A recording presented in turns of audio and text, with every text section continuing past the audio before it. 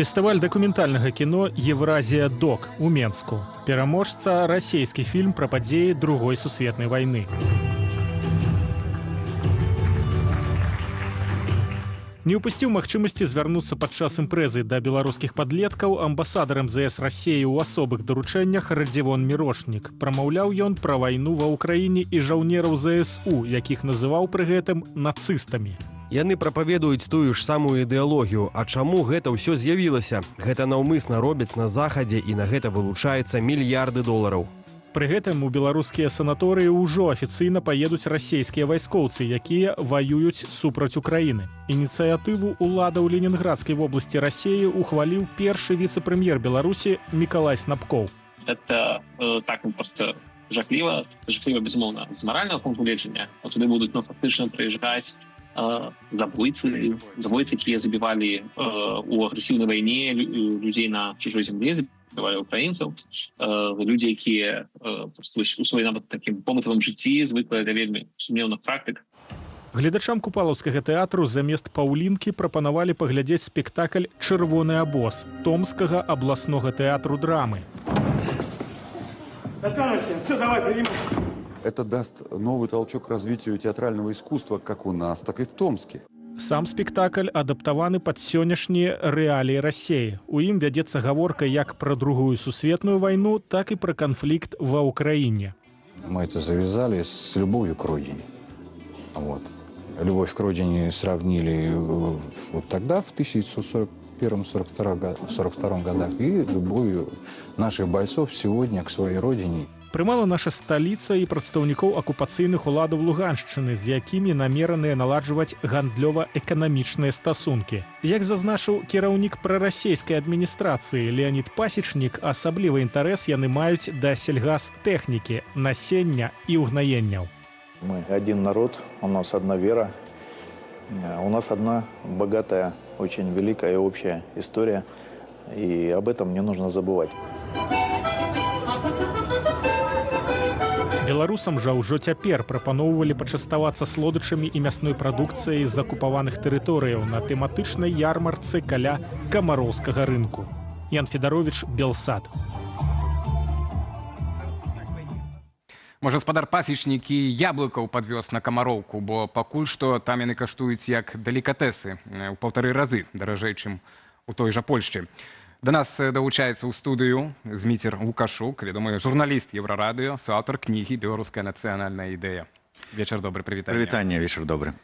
Зваў пару год таму мяне ў студыю пагаварыць уласна пра нацыянальную ідэю. Ну, добра, што хоць тут. Ну, так нешта ж ты вот так і не дайшоў. Не дайшоў. Паўтараю запрашэнне, заходзь. Все, зловлено, подтверждено. Все чули, так. Запишите, запомните этот твит, кажу, так, да? А сёння я у цябе запытаюся пра нацыянальную ідэю, але не цяпер. На пачатку, канешне, датычна таго, што мы пабачылі, і на гэтым тыдні, да, і апошнімі тыднямі, што адбываецца, ўсё больш так гэтых сігналаў, падзеяў, івентаў прыходзіць у навінах, так, навінай стужкі з Беларусі пра надыход і растварэнне нашай краіне, так, у Расіі.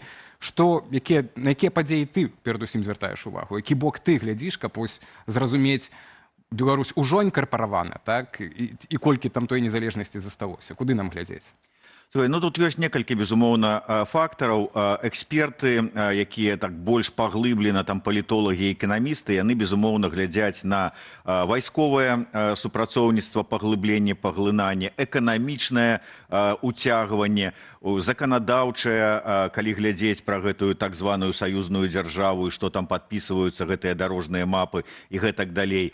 Але, як мне падаецца, нам, вот, гуманітарыям, важна паглядзець яшчэ і на тое, як спрабуе рускі свет. Ну, што спрабуе? Ён ужо не спрабуе, ён ужо канкрэтна запусціў свае кіпці ў беларускую душу і выцягвае людзей. Таму што, калі людзі ўжо пераконваюцца і самі кажуць, ну, так мы ж адзін народ, у нас адна вера, пагаджаюцца. Дык які ты адзін народ?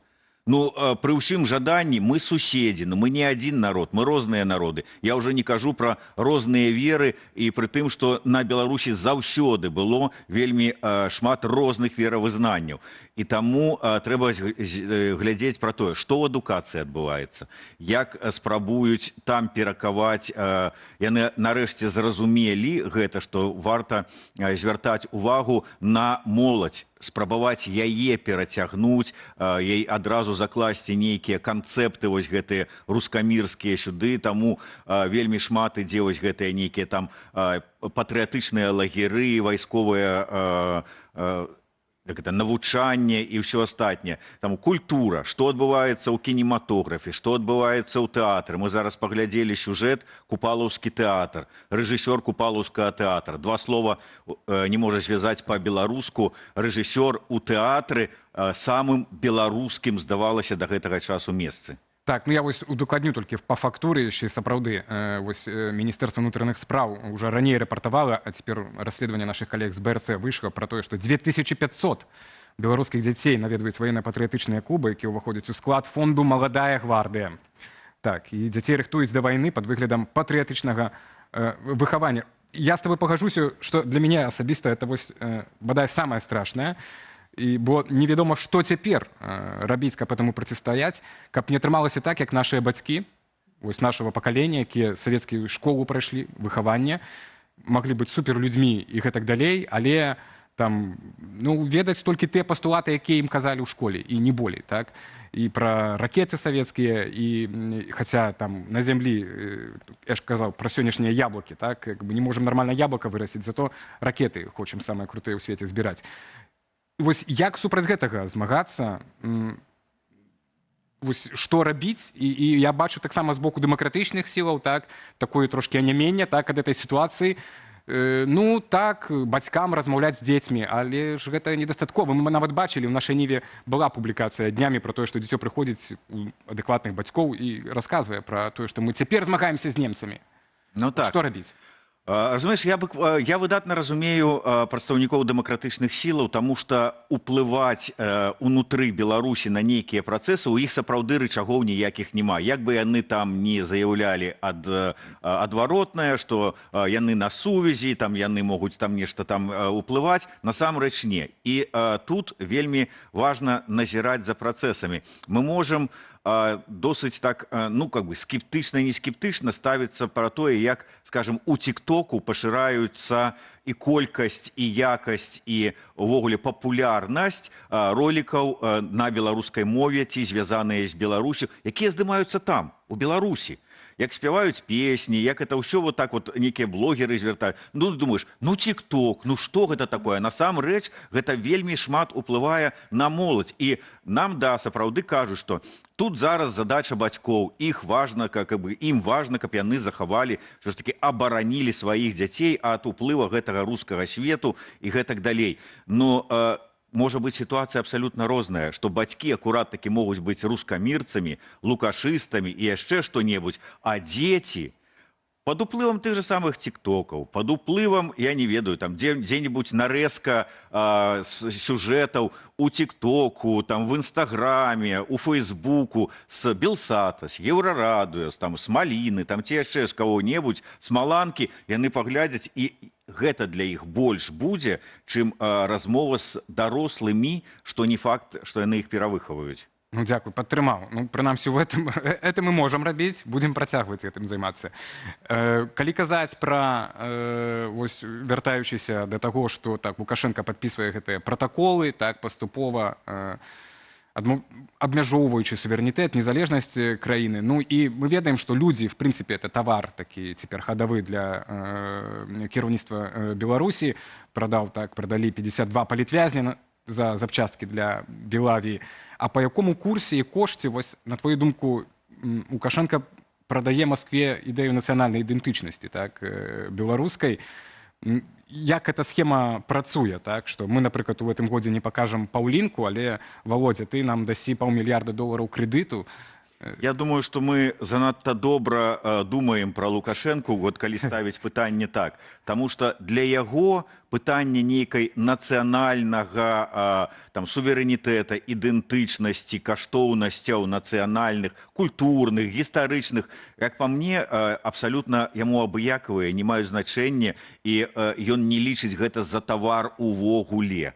Таму ж, калі і прадаецца, здаецца нешта, кавалкі там суверэнітэту, эканамічнага, ваеннага, часткова ўжо пачынаюцца і палітычнага, то выключна за грошы, за падтрымку, за там как бы магчымасці працягваць зарабляць гэтыя крывавыя грошы на расійскім рынку. А гэта, а хочаце вы, да ради Бога, идите. Это как бы, чтобы можно было потом сказать, ну так а вот ваши ж там, вот, мы ж нічога не робім, мы ж один народ. І ўсё, то есть гэта, мне падаецца, што гэта абсалютна не тавар, што дазвольце нам паставіць там пра СВА, там нейкая там умоўная на сцэне Купалаўскага тэатра, а за гэта мы вам. Гэта не ідзе. Просто на самацёку. Это доказ просто з яго боку, доказ, што как бы я ж свой. Так, ну ёсць канкрэтная супраца эканамічная все-таки так с этими акупаванымі. Тут ён мае таксама дзяліцца нейкай культурнай так прасторай беларускай, так каб паказаць, ну але зато там увугаль ці што яны там купляюць, прадаюць так в этой ЛНР. Гэта калі казаць пра Лукашэнку, так што вось для яго это зусім не тавар. Але калі казаць пра атачэнне Лукашэнкі, ці там засталіся людзі з ясным разуменнем каштоўнасці, скажем так, в прынцыпе, нацыянальнай ідэнтычнасці беларускай, так, нацыянальнай адметнасці, так это мы сказалі. Я паглядзеў Ігор Круты, так, меды сваталі яго на ролю пераемніка вельмі актыўна яшчэ пару год таму. Ён вот узяўся апантана за гэтую ідэю з пантэонамі герояў. У выніку атрымаліся такія героі трошкі БССР. Беларусь это такая не незалежная краіна, як працяг БССР. Не, ну так это ж вядомы вельмі факт, што ў прынцыпе беларусы як нацыя, як этнас пачаліся, калі сустрэліся ў Белавежскай пушчы першы партызан і партызанка. Это так, паводле беларускай бібліі, так. Ад Лукашэнкі. Так. Вось. І гэты пантэон, ён так апантана ўзяўся стварацца. То бок уже займаўся фактычна такой палітыкай, так, унутранай, чаго раней за Крутым не было. Ёсць тая ж самая Наталья Петкевич, так, якая прыехала з захаду і кажа, што вось беларусы хочуць такіх жа самых шоу культурных, як на захадзе. Дык рабі, чаму не робіш? Верыш ты ў атачэнне ў пераемнікаў Лукашэнкі, якія сапраўды маглі б яго неяк паўстрымаць, ці хаця бы эту каштоўнасць, вартасць даказаць, паказаць, як раней это рабіў там Латушка, Макей, да, там хто яшчэ заставаўся?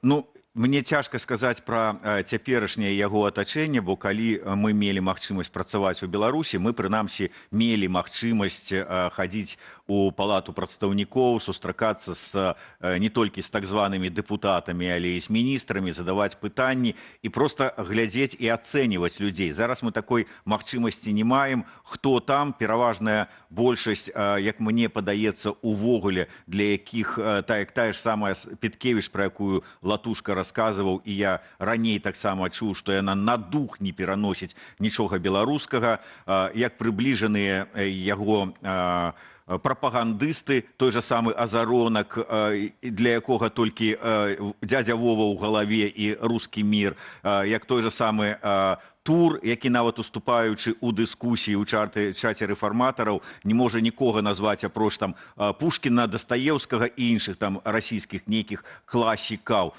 Так, боже мой, так а где ваша беларуская? То есть мне падаецца, што на сёння нават, безумоўна, там засталіся людзі, для якіх беларускае, яно вельмі важнае. Але на сёння яны мала таго, што ніякім чынам на гэтыя працэсы паўплываць не могуць, як мне падаецца, то больш за тое, для іх это будзе небяспечна, калі яны паспрабуюць нейкім чынам паўплываць. Адзіны варыянт, вот як з тым же самым пантэонам героям, дазваляецца нейкія нацыянальныя праекты прасоўваць, якія могуць у перспектыве спрацаваць на ўзмацненне рэжыма, на нейкую там прасоўванне таксама, вот, ну я не знаю, там рэжыма Лукашэнкі, яго самого, вот гэтага абранага курса, вось гэтага трыадзінага народа і ўсяго вот такого. Вот калі на гэтую працуе, ну гэта можа атрымаць дазвол. І то, калі не выскачыць якая-небудзь та самая вар'ятка Бондарова і не пачне, як гэта дзіўна, потым усе робяць пад казырок і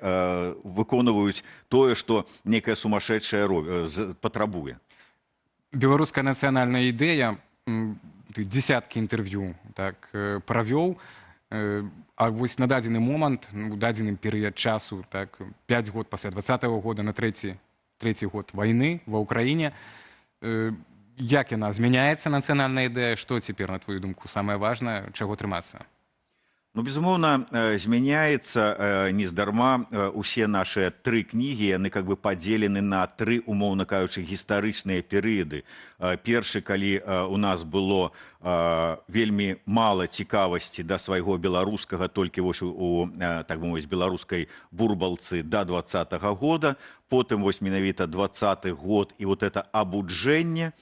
І пасля 20-го года, хутчэй за ўсё, там 22-й год, як змяняецца гэта ўсё пад уплывам вайны, эміграцыі, ўсяго астатняга. Зараз мы выйшлі на перыяд усведамлення таго, што эміграцыя і ўвогуле супрацьстаянне і з рэжымам, і з рускім мірам, яно будзе працяглым.